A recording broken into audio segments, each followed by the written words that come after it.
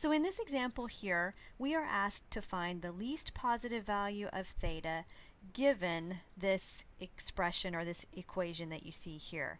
Now what that means is we are really trying to find the smallest value of theta, or in other words, can I solve this equation for theta?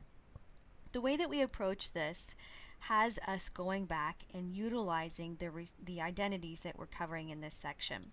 So when I look at this equation here, I notice right off the bat that the cosine of something is equal to 1 over the secant of something.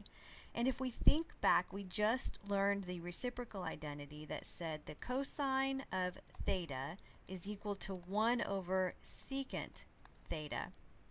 Now something to understand about this identity says that the cosine of angle theta is equal to 1 over the secant of that same angle theta. In other words, the theta that's over here on the left is the same angle as the one on the right.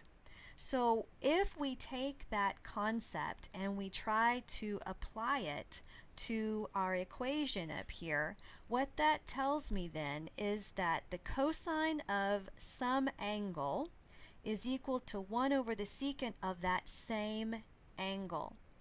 Now I'm calling this stuff that I just highlighted in yellow an angle, and that's really all it is. There's a whole lot going on here, 6 theta minus 10 over here on the right, that makes you think it's more involved, but really all of this right here is simply what goes into forming what goes into calculating an angle, and all of this over here on the right hand side goes into calculating that same angle.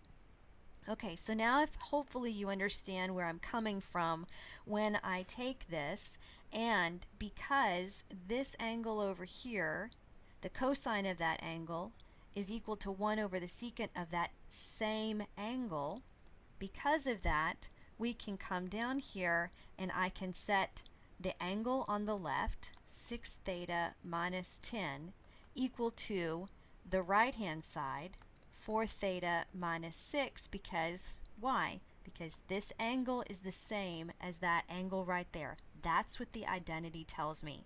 The cosine of theta equals 1 over the secant of theta.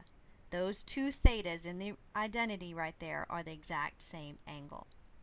So here we are down here with 6 theta minus 10 equals 4 theta minus 6. We have an equation in a single variable theta that we can now solve for. So I'm going to subtract 4 theta to the left hand side, and that gives me 2 theta.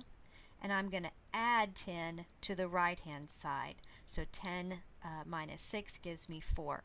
So again, I subtracted 4 theta to the left and I added 10 to the right. So 2 theta is equal to 4. Divide both sides by 2 and I find out that theta is equal to the number 2. So if I were to plug the number 2 back into the original equations up here, then I would find that the cosine of the angle on the left is equal to 1 over the secant of that same angle on the right. So that's us using our reciprocal identities, recognizing that we can use our reciprocal identities in order to solve an algebraic type problem.